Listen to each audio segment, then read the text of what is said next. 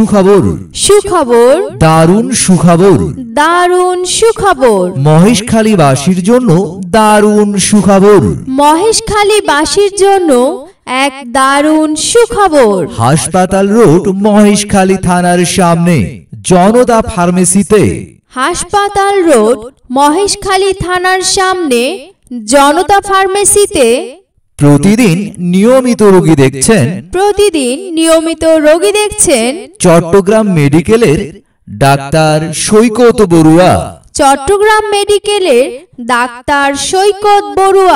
medicine মা ও শিশু বাত ব্যথা চর্ম অ্যালার্জি ও যৌন রোগের চিকিৎসক মেডিসিন মা ও শিশু